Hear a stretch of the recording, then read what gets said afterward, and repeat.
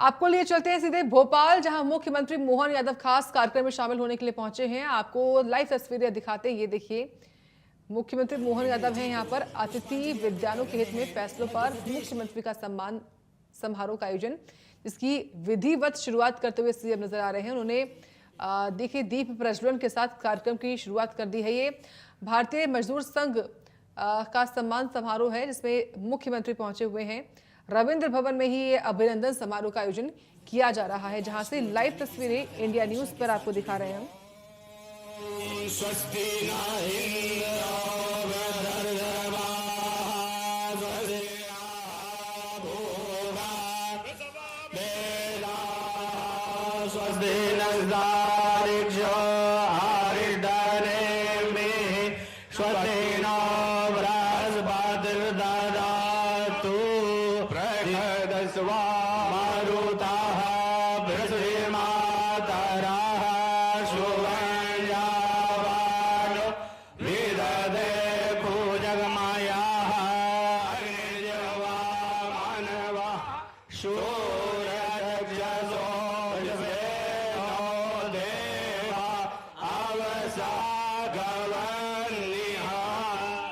शांति शांति शांति शुभ शांति बाबा तो बोलिए महाकाल सरकार की, बोलो मजदूर संघ की। भारतीय मजदूर संघ के संरक्षण में मध्य प्रदेश महाविद्यालयीन अतिथि विद्वान परिवार माननीय मुख्यमंत्री महोदय आपका हार्दिक अभिनंदन करता है। जोरदार तालियों से एक बार पुनः अभिनंदन कीजिए माननीय मुख्यमंत्री महोदय एवं माननीय मंत्री उच्च शिक्षा श्री इंदर सिंह परमार जी का। साथ ही मंच पर शोभायमान है माननीय महामंत्री भारतीय मजदूर संघ श्री कुलदीप सिंह गुर्जर जी। साथ ही मंच पर शोभायमान है डॉक्टर अशोक कड़ेल जी, निदेशक हिंदी ग्रंथ अकादमी, आप सभी का प्रतिनिधित्व कर रहे हैं डॉक्टर देवराज सिंह, साथ ही डॉक्टर BL दोहरे।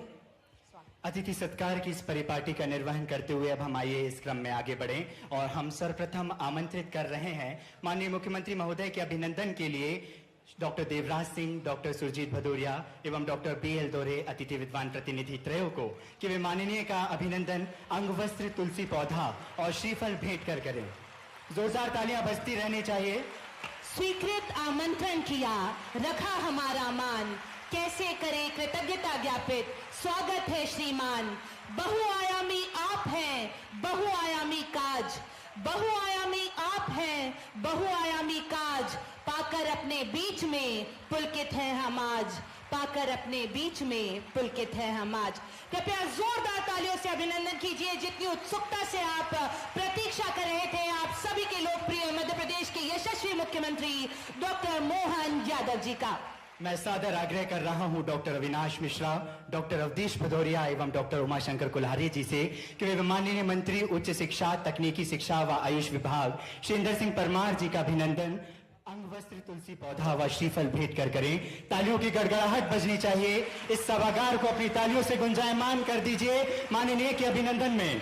आज हमारा मन चंदन है, जिस जन की मंगल अभिलाषा, कर्ममयी बाती की हो भाषा, जिसमें हो जगमग जगमग आशा, ऐसे सभी अभ्यागतों का वंदन है, आज हमारा मन चंदन है। इसी क्रम में अब मैं अनुरोध करूंगी डॉक्टर JPS चौहान जी, डॉक्टर इंदर यादव जी, श्री शशांक शर्मा जी से वे स्वागत करें मंच पर शोभायमान माननीय महामंत्री भारतीय मजदूर संघ श्री कुलदीप सिंह गुर्जर जी का। जोरदार तालियां बजती रहनी चाहिए। माननीय महामंत्री कुलदीप सिंह गुर्जर जी के कुशल संरक्षण एवं माध्यम से आज का यह आयोजन संपन्न हो पा रहा है और मंच पर सम्मानित हो रहे हैं माननीय महामंत्री श्री कुलदीप सिंह गुर्जर जी। साथ ही मैं निवेदन कर रहा हूं डॉक्टर विकास पांडे, डॉक्टर राजेंद्र सिंह एवं डॉक्टर JP मेहरा जी से कि आप अभिनंदन करेंगे निदेशक हिंदी ग्रंथ अकादमी डॉक्टर अशोक कड़ेल जी का।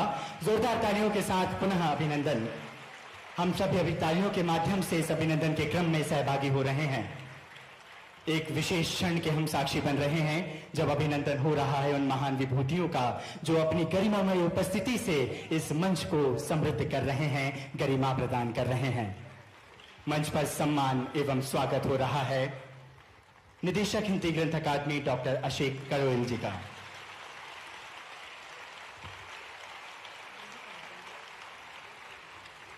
साथियों, स्वागत में पुष्पों का बहुत महत्व है एवं पुष्प मालाओं में भी श्रेष्ठ होती है गजमाला। अतिथि विद्वान परिवार द्वारा माननीय मुख्यमंत्री जी का गजमाला से अभिनंदन करने हेतु मैं अतिथि विद्वान प्रतिनिधियों को सादर आमंत्रित करता हूं। Doctor JP Mehra, doctor Avinash Mishra, doctor Rajesh Singh Parihar, doctor Dharmendra Ajawat, doctor Bhagwan Das Dharmik, doctor Amitabh Mishra, doctor Ramveer Singh, doctor Dinesh, doctor Som Prakash Singh, doctor Hemraj Jatav, doctor Durgesh Lashkariya doctor Sanjay Pandey एवं डॉक्टर अजब सिंह। और आप सबकी जोरदार तालियां इस गजमाला से भी अधिक भारी और गुंजायमान होनी चाहिए अतिथि विद्वानों की ओर से। ये सभी प्रतिनिधि माननीय मुख्यमंत्री डॉक्टर मोहन यादव जी का गजमाला से स्वागत करते हुए। बहुत ही ऐतिहासिक क्षण के हम सभी साक्षी बन रहे हैं। मंच पर गजमाला से अभिनंदन हो रहा है अतिथि विद्वान परिवार के साथियों द्वारा माननीय मुख्यमंत्री महोदय का। साथियों, इसी के साथ मैं आग्रह कर रहा हूं विद्युत अधिकारी संगठन को, जिनको माननीय मुख्यमंत्री जी ने विभिन्न सौगातें प्रदान की हैं, वे सभी भी माननीय मुख्यमंत्री के प्रति अपनी कृतज्ञता व्यक्त करते हुए आतुर हैं। मैं अनुरोध कर रहा हूं श्री अजय मिश्रा जी के नेतृत्व में अपने दल को कि वे माननीय मुख्यमंत्री जी का अभिनंदन करने हेतु मंच पर आए और माननीय का अभिनंदन पुष्प गुच्छ भेंट कर करके करें। जोरदार तालियां बजनी चाहिए। साथियों, ये कार्यक्रम ही अभिनंदन का है और इसी क्रम में तकनीकी शिक्षा की ओर से धनवीर मीणा जी और ऋषभ जी से सादर आग्रह, माननीय उच्च शिक्षा मंत्री जी का हार्दिक अभिनंदन करें पुष्पगुच्छ से। तकनीकी शिक्षा विभाग की ओर से धनवीर मीणा जी और साथ ही ऋषभ जी।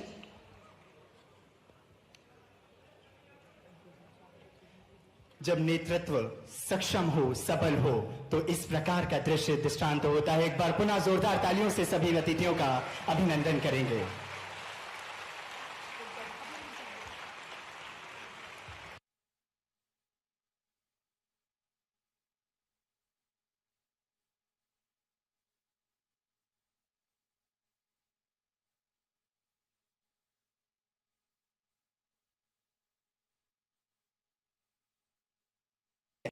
बढ़ाते हुए अनुरोध कर रहा हूं माननीय महामंत्री भारतीय मजदूर संघ श्री कुलदीप सिंह गुर्जर जी से कि इस कार्यक्रम की प्रति अवधारणा और अतिथि विद्वानों की ओर से स्वागत भाषण प्रस्तुत करें। अतिथि विद्वानों की मांगों को माननीय मुख्यमंत्री महोदय के समक्ष प्रस्तुत करके उनको पूर्ण कराने का एक संकल्प इस मंच से रखें।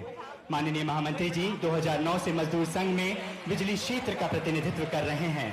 अंतर्राष्ट्रीय स्तर पर इंटरनेशनल लेबर ऑर्गेनाइजेशन में भारतीय मजदूर संघ की ओर से नेतृत्व करते रहे हैं। भारत सरकार एवं मध्य प्रदेश शासन में श्रम क्षेत्र से नीति निर्माण में विशेष योगदान एवं आगामी 13 जुलाई को आप सामाजिक सुरक्षा विषय पर ब्रिक्स की अंतर्राष्ट्रीय समिट में कर्मयोगी वर्ग की मुखर आवाज भी बनेंगे। हम ससम्मान मंच पर आमंत्रित कर रहे हैं माननीय महामंत्री भारतीय मजदूर संघ श्री कुलदीप सिंह गुर्जर जी का। जोरदार तालियों से पुनः अभिनंदन करें माननीय महामंत्री भारतीय मजदूर संघ का।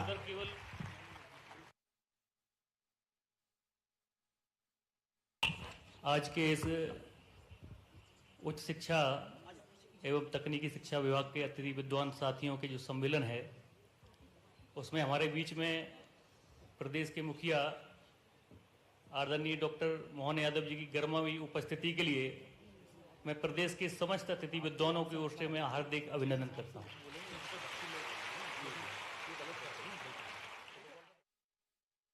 तो भोपाल से लाइव तस्वीरें आप देख पा रहे हैं। खास कार्यक्रम में मुख्यमंत्री मोहन यादव शामिल हैं और इन्हीं तस्वीरों के साथ वक्त हुआ छोटे से ब्रेक का। ब्रेक के बाद खबरें लगातार जारी हैं।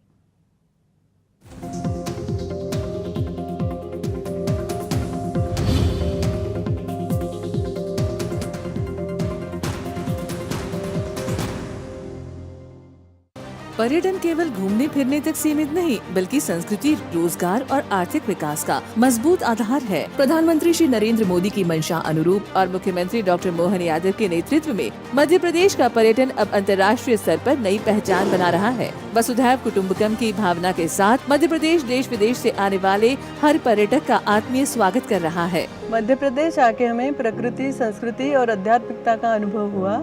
यहाँ की साफ सफाई, व्यवस्थाएं और लोगों का अपनापन हमारी यात्रा को यादगार बना गया। मध्य प्रदेश सरकार का बहुत बहुत धन्यवाद। ग्रामीण पर्यटन, वेलनेस और इको टूरिज्म जैसे नए क्षेत्रों पर विशेष फोकस के साथ मध्य प्रदेश सतत विकास और बेहतर पर्यटन अनुभव की दिशा में तेजी से आगे बढ़ रहा है।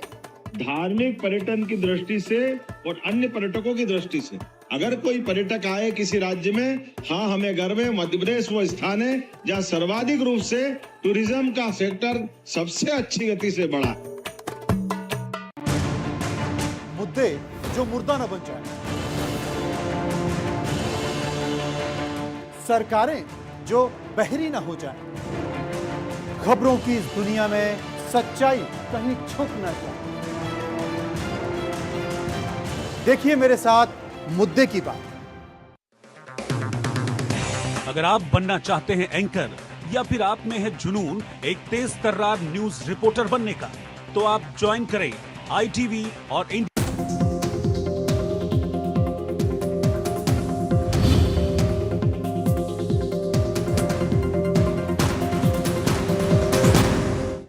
मजबूरी हो, हमारी मांगे पूरी हो के नारे को बदलते हुए देश के हित में काम करेंगे, लेकिन दाम पूरा लेंगे। एक व्यापक बदलाव करने का काम इस देश में भारतीय मजदूर संघ ने मजदूरों के क्षेत्र में काम किया है और उसका नेतृत्व तपस्वी, मनीषी, विचारक, लंबे समय तक दत्तोपंत ठेंगड़ी जी ने जो आदर्श स्थापित किया था, आज भी मजदूर संघ उसी मार्ग पर चल रहा है। इसलिए मजदूर संघ को मैं धन्यवाद देता हूं। आज जिस भाव के साथ ने इस अभिनंदन के कार्यक्रम को मजदूर संघ ने रखा है, मध्य प्रदेश में हमने पहले से ही उच्च शिक्षा विभाग में हमारे अतिथि विद्वानों के लिए आकस्मिक अवकाश एवं 3 ऐच्छिक अवकाश, महिला विद्वानों को प्रसूति अवकाश की सुविधा, फिर PSC का जो एग्जाम होता है असिस्टेंट प्रोफेसर के लिए, उसमें 25% का आरक्षण और 10 वर्ष की छूट हमने मध्य प्रदेश में लागू की हुई है। फिर अतिथि विद्वानों को यदि वर्ष में उनको लगता है दूर है कोई स्थान पर, तो वर्ष में एक बार अवसर दिया जाता है, कोई स्थान परिवर्तन कर सकते हैं। फॉलन आउट होने की स्थिति में उनको फिर से कार्य पर लेने की व्यवस्था भी मध्य प्रदेश में हमने की है। ऐसे 5 कार्य के द्वारा हमने अतिथि विद्वानों को हितों को साधने की कोशिश की है और मध्य प्रदेश के हमारे यशस्वी मुख्यमंत्री जी ने जिस भाव के साथ में आगे की चिंता का जो संकल्प दोहराया था और कहा था कि हमारे अतिथि विद्वान जिनको 30 साल, 25 साल, 15 साल हो गए, उम्र हो गई 50 साल, 55 साल, 35 साल, 40 साल, उन लोगों के बारे में भी कुछ सोचना चाहिए। तो हायर एजुकेशन के द्वारा एक कमेटी का बनाई गई है। उस कमेटी की सिफारिशों का परीक्षण करके आगे आपने मुख्यमंत्री जी ने निर्देश दिए हैं कि उस हिसाब से हमको निर्णय करना चाहिए, ताकि हमारा एकेडमिक सिस्टम व्यवस्थित चले, पात्र लोग आए और कई सारे लोगों का जो भविष्य अंधकार में उनको लगता है उनको हम सुरक्षित कर सके। ऐसा बड़ा संदेश हमको दिया है, जिसको हम आगे जाकर के आपको सारी चीजों का क्रियान्वयन के रूप में देखने का अवसर मिलेगा। हमारे यहाँ तकनीकी शिक्षा विभाग भी उसी पैटर्न पर हमारे जो अतिथि विद्वान हैं उनके लिए भी एक जैसी घोषणा पिछले समय जब ये लागू किया था एक जैसी थी, लेकिन उसमें कुछ त्रुटि रह गई थी। 11 महीने रह गए 12 महीने की जगह वेतन का। 50,000 तो ठीक है, या 2,000 रुपये प्रतिदिन के हिसाब से वो ठीक है, उसमें कोई दोनों में अंतर नहीं है। इसलिए 12 महीने हो जाए और महिला अतिथियों को प्रसूति की और ये अवकाश दिए जाने की व्यवस्था हो जाए, फॉलन आउट की व्यवस्था हो जाए और 25% आरक्षण की वजह से समान रूप से उच्च शिक्षा और तकनीकी शिक्षा में एक जैसा हो जाए। हमारे विभाग भी माननीय मुख्यमंत्री जी के निर्देश पर काम कर रहा है। आने वाले समय में ये सारे हमारे जो अतिथि विद्वान हैं, जो वास्तव में हमारे पूरे एकेडमिक सिस्टम में अपना योगदान दे रहे हैं, उन सबके हितों की रक्षा करने का काम हमारे मुख्यमंत्री जी ने कहा है, उसी अनुसार हम सब कर रहे हैं। आने वाले समय में आपको निश्चिंत होकर काम करना चाहिए, ज्यादा से ज्यादा मेहनत करना चाहिए और मध्य प्रदेश का जो हमारा एकेडमिक माहौल है वो इस प्रकार से दूसरे राज्यों के लिए भी हम प्रेरणा कैसे बन सकते हैं। मैं समझता हूं कि आप सब लोग इस भाव के साथ उत्साहित होकर के काम करेंगे। राष्ट्रीय शिक्षा नीति लागू करने वाला मध्य प्रदेश पहला राज्य बना। माननीय मुख्यमंत्री जी जब शिक्षा मंत्री थे तब आपके द्वारा उच्च शिक्षा विभाग में राष्ट्रीय शिक्षा नीति लागू की है और आज संपूर्ण शिक्षा जगत में एक नए बदलाव के साथ में आप हमारा मार्गदर्शन कर रहे हैं।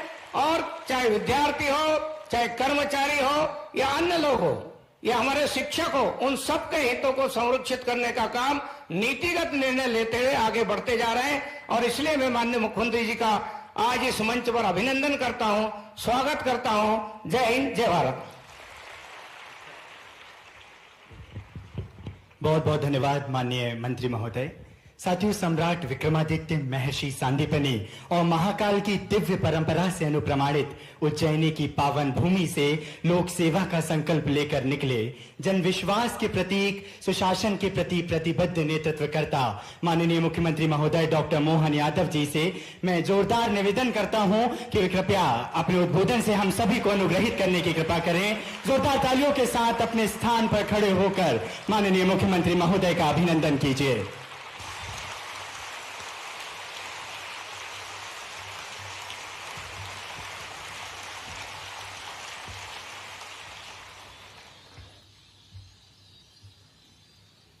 अतिथि विद्वान के प्रदेश भर के अलग अलग अंचल से आए हुए हमारे सारे भाइयों बहनों और इस मंच पर विराजमान माननीय मंत्री श्रीमान इंदर सिंह परमार जी, हमारे बीच भारतीय मजदूर संघ के महामंत्री श्रीमान कुलदीप सिंह गुर्जर जी, डॉक्टर देवराज जी, माननीय कड़ेल साहब, श्रीमान अशोक कड़ेल जी, डॉक्टर सुरजीत भदौरिया जी, डॉक्टर दोहरे जी, मंच के सामने बैठे हमारे सभी वरिष्ठ अधिकारीगण और आप सब, मैं आप सबका आपके अपने प्रदेश की राजधानी भोपाल में जब मैं आपसे मिलने आता हूं तो मेरा आनंद भी डबल हो जाता है, उसका मजा अलग हो जाता है।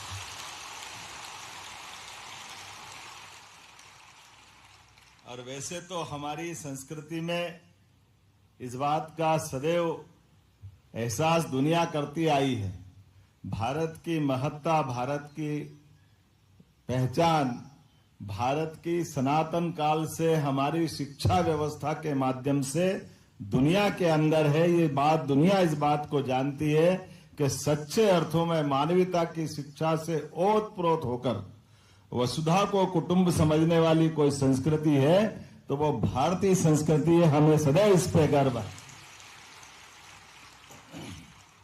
और ये कदम कदम पे दिखाई भी देता है। हमारे अतीत के गौरवशाली पृष्ठ पे भी ध्यान दें तो भगवान राम का भी वो काल याद करें। लगभग 15 लाख साल पुराना भगवान राम का कार्यकाल, उस रामराज के अगर नींव कहीं डली है तो अच्छे अच्छे विद्वानों से भी बात करो तो वो अलग अलग प्रकार से हमको बताने का प्रयास करते हैं। कोई कहते हैं कि माता पिता के प्रति अगाध श्रद्धा होने के साथ भगवान ने जब वनवास काल में कदम बढ़ाए, वहां जो उनको ध्यान में आया तो उनको अलग प्रकार की बात का जीवन काल ध्यान में आएगा। ऐसे बहुत सारे अलग अलग उत्तर हैं, लेकिन सच में भगवान श्री राम के उस पूरे वाल्मीकि रामायण से लेकर के कोई भी रामायण उठाएं, हम वो एक घटनाक्रम याद करें कि भगवान श्री राम तो अपने दशरथ जी के महल में हैं, चारों भाई वहीं हैं और विश्वामित्र अगर गुरु उनके घर से आकर के इस बात के लिए प्रेरणा के साथ अपने मन में महाराज दशरथ का भी साम्राज्य, महाराज दशरथ की सामर्थ्य, भारत दशरथ का उस समय का प्रभाव, सब कुछ होने के बाद भी विश्वामित्र जी जब उनके पास आते हैं तो वो अपने जंगल के अंदर राक्षसों के द्वारा उठाए गए उत्पात को समन करने के लिए वो महाराज दशरथ से उनके पुत्र को मांगने आते हैं। अब ये बड़ा दुविधा का प्रश्न भी है, लेकिन ये यहाँ हमको इसका उत्तर भी मिलता है कि जब वो कहते हैं कि महाराज हम एक कठिनाई से गुजर रहे हैं, यज्ञ करते तो यज्ञ में बाधाएं आ जाती है, तमाम प्रकार की चुनौतियां रहती है, ऐसे में हम आपकी मदद चाहते हैं। महाराज दशरथ कहते हैं बताइए मैं क्या कर सकता हूं, तो वो अपना कठिनाई बताते हैं। मारीच, सुबाहु सहित सब राक्षसों के कारण से हमारा सब अस्त व्यस्त है। तो उनने कहा कि क्या मैं चलूं, मेरी सेना भेज दूं? उनने कहा नहीं, आपको भी नहीं चलना है, आपकी सेना को भी नहीं भेजना है। तो फिर क्या करना है? बोले केवल आपके पुत्रों को देना है, आप अपने बड़े सुपुत्र श्री राम को हमको दे दो, और आप ज्यादा उचित समझो तो लक्ष्मण को भी दे दो। अब ये अंदाज लगा लो कि बच्चे किनके हैं, महाराज दशरथ के हैं, युवराज साम्राज्य के हैं, लेकिन उसके बावजूद भी उनपे निगाह गुरु की जाती है कि ये भविष्य का, अगर हमको राम राज्य लाना है तो ये भविष्य की पीढ़ी को कॉन्फिडेंस के साथ विश्वामित्र अपने साथ ले जाते हैं। अब कभी राजकाज की दृष्टि से देखो तो बड़ी दुविधा भी थी, महाराज ने तो अपने साथ ले गए, लेकिन इतनी बड़ी चुनौती के लिए देने के लिए महाराज दशरथ भी विचलित हो जाते हैं। महाराज दशरथ भी कहते कि भाई ये आप मेरे बड़े यत्न प्रयत्न और बड़ी मान मनोबल के मेरे पुत्र हैं, आप इनके बजाय मेरे से जो मांगो सब ले जाऊं। उन्होंने कहा नहीं, ये नहीं, हमको यही चाहिए। तो बोले फिर ये जाए तो इनके साथ सेना भेजें। बोले सेना भी मत भेजो। फिर उन्होंने कहा इनको गाड़ी घोड़े रथ से भेजना है। बोले रथ से भी मत भेजो, ये केवल ऐसे ही जाएंगे जैसे मैं आया हूं। अब आप अंदाज लगा लो कि इतने बड़े साम्राज्य के साम्राज्यकर्ता के सुपुत्रों को, युवराज को अपनी भाषा में को तो सुरक्षा के गार्ड भी नहीं दे रहे और ऐसे ले जाना है। लेकिन उनका कॉन्फिडेंस था, ये शिक्षकों का कॉन्फिडेंस है। बाद में राम राज्य आया हमारे लिए, ये सनातन संस्कृति का वो घटनाक्रम इस बात का एहसास कराता है। हमको इस बात पे गर्व होता है कि सच में विश्वामित्र ले गए और पैदल चलते चलते जंगल के तमाम कठिनाइयों से परिचित कराते गए। रास्ते में मारीच मिला, सुबाहु मिली, ताड़का मिली। भगवान राम और भगवान कृष्ण एक एक करके सबको धराशायी करते गए, और वो कॉन्फिडेंस जो विश्वामित्र के मन का था वो और मजबूत करते गए, और मजबूत करते गए। जब सभी बाधाएं हट गई, फिर उनको लगा कि और अभी कम है, तो उन्होंने कहा जरा अश्वमेध यज्ञ हो रहा जनक नंदन के यहाँ जनकपुरी में। अब आप अंदाज लगाओ, महाराज विश्वामित्र दशरथ जी से बोल के तो केवल अपने जंगल के आसपास की घटनाक्रम के लिए थे, लेकिन एक और बड़ी चुनौती तो ये गुरु का कॉन्फिडेंस रहता। हमने सबने बाद में देखा कि वो जनकपुरी में गए तो माता जानकी भी राम जी का जीवन का अभिन्न अंग बनी, और दुनिया ने उस समय का पराक्रम भगवान श्री राम का वो देखा जब उनके अपने हाथों से उस धनुष वाली घटना होती है, उनका स्वयंवर होता है। और हम सब अंदाज लगाएं कि उस समय के घटनाक्रम को, परशुराम जी वाला घटनाक्रम भी भगवान राम जी युक्ति बुद्धि से तरीके से निकाल के ले जाते हैं, ताकि वो घटनाक्रम भी हमारे लिए, लेकिन ये घटना हम न भूलें। उस स्वयंवर में रावण भी था, उस स्वयंवर में तमाम राजा महाराजा थे। तो उस समय की पूरी एक तरह से तत्कालीन वसुधा के हर राज्य के अंदर अगर कोई नाम का जय जयकार गूंजा तो भगवान श्री राम का जय जयकार गूंजा, हमारे लिए सौभाग्य की बात। और उसकी जड़ में अगर कोई था तो हमारे अपनी गुरु परंपरा के विश्वामित्र उनके साथ थे। फिर भगवान कृष्ण का काल आता है।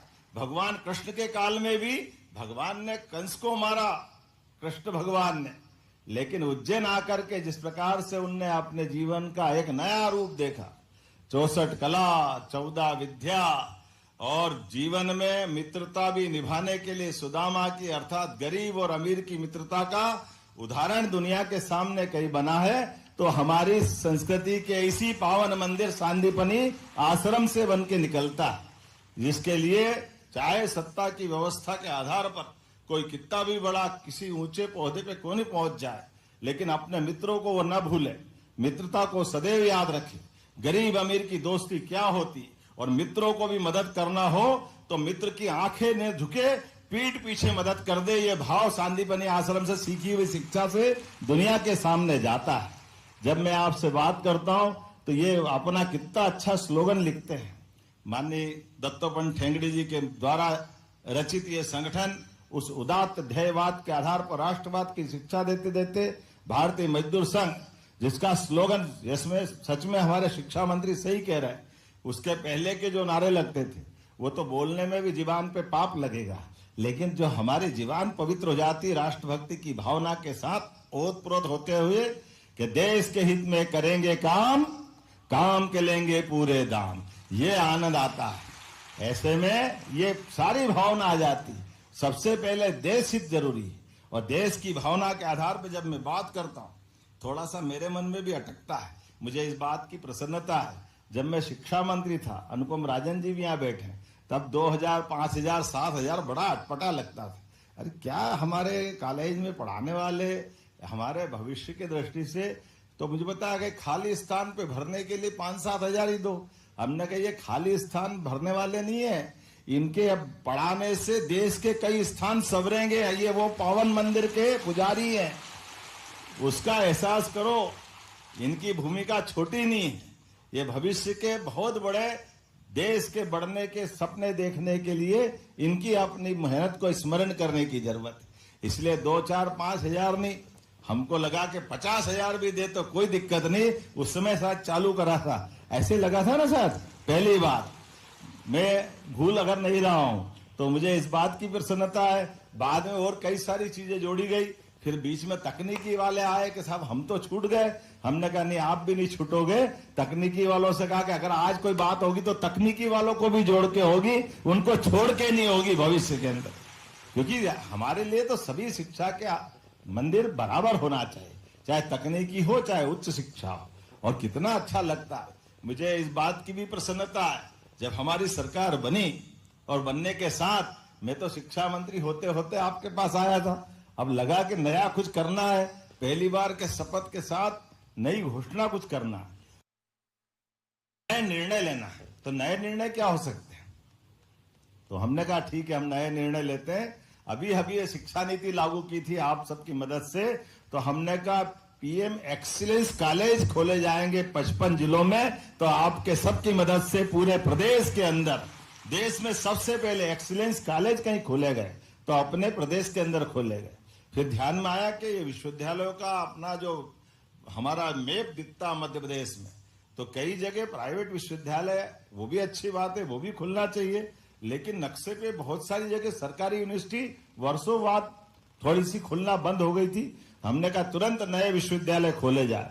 तो खरगोन, गुना और सागर 3 नए विश्वविद्यालय अपने सरकारी स्तर पे खोले। ये सारी घटनाक्रम के बाद धीरे धीरे बढ़ते बढ़ते आज अपने बीच जब मैं आपसे बात कर रहा हूं, तो सच में बोलने के लिए मैं बहुत देर तक बोल सकता हूं, काम के लिए और खास करके आपके लिए भी।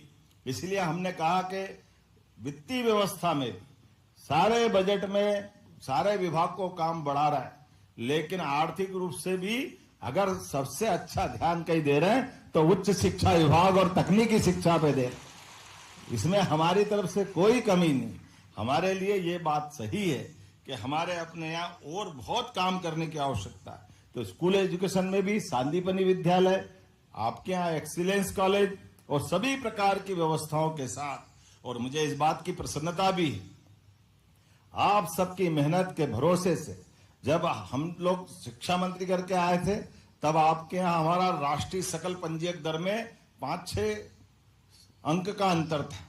मुझे इस बात की प्रसन्नता है, आज हमारा जीआर राष्ट्रीय औसत से भी अच्छा जा रहा है। ये आपकी सबकी मेहनत और वर्तमान की व्यवस्थाओं में सरकार की इस भावना के आधार पर, और यही हमारा स्कूल एजुकेशन में भी हुआ है। आज वहां पर भी ड्रॉप आउट 0 की तरफ हम बढ़े हैं अपने स्कूल एजुकेशन में भी। ये हमारी अपनी सरकार के काम करने का तरीका भी। जब मैं आपसे बात कर रहा हूं, सच में आज के इस अवसर पर जब आपसे बात कर रहे हैं, तो आप केवल किताबी ज्ञान तक बात नहीं बनेगी। अब नवाचार, संवेदनाएं, नैतिक मूल्यों के आधार पर हमारे राज्य की अपनी शिक्षा व्यवस्था के भरोसे से देश भर में बहुत सारी संभावना है, जिसपे हम ठोस तरीके से आगे बढ़ रहे हैं। ऐसे में जब शिक्षा नीति 2020 हमको राष्ट्र को एक तरह से नए प्रकार के आवश्यकता के अनुसार दुनिया का सबसे युवा देश अगर कोई है तो भारत है। और मुझे इस बात की प्रसन्नता है, आबादी के रेशों में भी सबसे युवा राज्य अगर कोई है तो मध्य प्रदेश में आपकी भूमिका कई गुना ज्यादा बढ़ जाती है। ऐसे में आपकी ताली भी इतनी बजती कि मेरे को भी बड़ा धक धक लगता है कि आपके साथ खड़ा रहूं, आपके आनंद के साथ जितने प्रकार से आपके चेहरे की प्रसन्नता दिखती है, और जैसा ऐसा लगता है सुदूर समुद्र के अंदर कोई डूबा हुआ बड़ा जहाज लहराता हुआ आनंद के साथ जा रहा है, तो ये पूरा अपना एक अलग प्रकार का वातावरण दिखाई देता है। मुझे भी इस बात की आनंद है। आपके साथ बैठा तो मैंने शिक्षा मंत्री जी से बात की, हमने कहा भाई हमने बहुत सारे प्रकार से इनके बारे में सोचा है, अभी तक जितना किया है ये बात सही है, हमने सरकार ने 13 आकस्मिक और 3 ऐच्छिक अवकाश भी आपको देते हुए हमने अपनी बहनों को प्रसूति अवकाश भी सुनिश्चित किया था। एक ही वर्ष में निकट के स्थान पर स्थान परिवर्तन की सुविधा भी दी थी और लोक सेवा में भी आपको 25% के पद आरक्षित करते हुए 10 वर्ष की भी छूट हमने दी थी। मुझे इस बात की प्रसन्नता भी है कि 2022 में 117, 2024 में 48 अतिथि विद्वान नियुक्त किए जा चुके हैं। लेकिन ये बात भी सही है कि फॉलन आउट में हमारे अतिथि विद्वान को 2 माह का अवसर पुनः दे करके उनको कार्य में जोड़ने का प्रयास किया। लेकिन मैं कितना भी भाषण दे दूं, आपको आनंद तो कुछ और चीज में आएगा।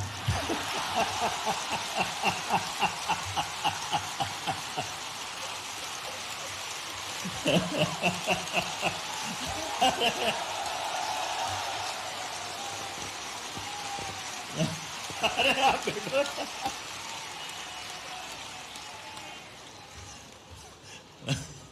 कुछ हम समझे, कुछ तुम समझो, जो हम समझे वो तुम समझो। हमारे आपके बीच ये जो अपनापन का रिश्ता है, ये जो अपनेपन की आत्मीयता है, मैं निश्चित रूप से इस भाव को पक्का रखने वाला हूं, इसमें कोई ढील नहीं देने वाला हूं। इसीलिए मैं माननीय मंत्री श्रीमान इंदर सिंह जी परमार, आप पे दोहरा दायित्व भी है। आप उच्च शिक्षा के मंत्री भी हैं और आप तकनीकी शिक्षा के मंत्री भी हैं। यहाँ के दोनों अधिकारी भी बैठे हैं। हमने समिति गठित की है और एक हमारा बहुत पवित्र संगठन भारतीय मजदूर संघ के बैनर तले, क्योंकि ये बात सही है कि सरकार की व्यवस्थाओं में मन की इच्छा शक्ति का पवित्र भाव भी चाहिए। जिस बैनर तले आप आए हैं उस बैनर की विश्वसनीयता इसी बात के लिए होती है जो हमेशा सच्चाई और अच्छाई में साथ रहता है। लेकिन आप भी देख ही रहे होंगे, हमारी सरकार ने बनने के साथ जब विकास के सभी प्रकार के पैमानों पर लगातार हम काम कर रहे हैं, तमाम प्रकार की बाधाओं के बीच भी डंके की चोट हिमालय की एवरेस्ट चोटी की तरह पवित्रता के साथ लगातार काम करने का संकल्प हम करते हुए आगे बढ़ रहे हैं। इन सारे प्रकार के वातावरणों के बीच भी जब हम किसान, महिला, युवा, गरीब सब वर्ग के कल्याण के साथ मध्य प्रदेश की प्रगति के लिए कटिबद्ध अगर है तो उसमें सभी प्रकार के समान रूप से सभी दिशाओं में समान रूप से अवसर मिले। इसलिए एक तरफ विकास के पैमाने पे अधोसंरचनाओं के काम, दूसरी तरफ सेवाओं के लिए भी। अब आप अंदाज लाओ कि रात के 2-2 बजे तक भी अगर प्रमोशन हो रहा है तो हमें इस बात का गर्व है कि हमारे राज्य के अंदर आपसे जुड़े हुए परिवार के मित्रों के लिए ही अब हर दिन नई लिस्ट निकलती, हर एक जगह आनंद के साथ। एक कार्यक्रम में जाओ तो 3 जगह से दूसरे सम्मान करने आ जाते हैं कि हमारा तो काम हो गया। हमने कहा चलो तुम्हारा हो गया तो जिनके यहाँ उनका भी होने वाला है, सबका काम होगा, कोई छूटने वाला नहीं। जिन व्यवस्थाओं के आधार पर बार बार प्रगति के पथ रोके जाते थे, उन बाधाओं को हटाने का काम ही तो सरकार का होता। सरकार का काम असरदार तरीके होना चाहिए। अगर असरदार नहीं तो काहे की सरकार का काम तो असरदार ही होना चाहिए। मुझे इस बात की प्रसन्नता भी है, जब असरदार तरीके से काम करते हैं तो ये बात हमारे लिए वो कोटेशन थोड़ा सा अटपटा लगेगा, लेकिन मैं जरूर बोलना चाहूंगा कि एक वाक्य कल आपके यहाँ बोला था, अटकाने लटकाने भटकाने का समय गया। पता नहीं क्या चक्कर था, अंग्रेज गए कांग्रेस छोड़ गए थे, ये काम उनके जुम्मे कर देते थे। वो केवल अटकाते लटकाते भटकाते थे। लेकिन आज का समय सकारात्मक दृष्टिकोण के साथ आगे बढ़ने का है। इसलिए जब हम अपने आप मित्रों के बीच परिवार की तरह बैठे हैं तो आप अपनी तरफ से समिति बनाते हुए कौन कौन से देश की आप समिति, हरियाणा का मॉडल हो तो हरियाणा का, जो लगाना हो आप समिति के माध्यम से लगाएं, सरकार आपके साथ रहेगी।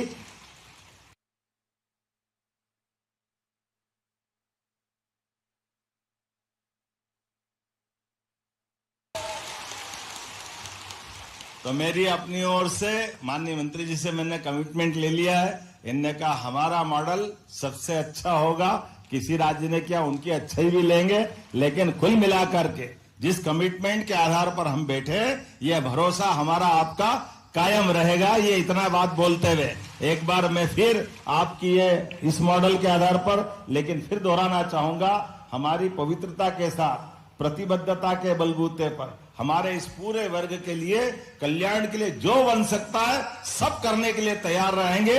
बाल बराबर भी हमारी सरकार की प्रतिबद्धता पीछे नहीं रहने वाली है। एक बार फिर मैं अपनी ओर से आप सबका हृदय से वंदन करता हूं, अभिनंदन करता हूं। और आने वाले त्योहार, अब तो सिलसिला चलने वाला है, ये आषाढ़ जा रहा है, सावन आ रहा है, बहनों के माध्यम से भाई बहनों का रिश्ता फिर एक बार आनंद के साथ रक्षाबंधन का आनंद मिलेगा और उसी के आधार पर त्योहारों की सिलसिले की श्रृंखला चालू होगी और धीरे धीरे करके हम और आप सच में इस प्रकार से हर एक स्थान पर जो जहां से काम करेगा, राज्य को आगे बढ़ते हुए यशस्वी प्रधानमंत्री के नेतृत्व में लगातार हम आगे बढ़ने के लिए तैयार रहेंगे।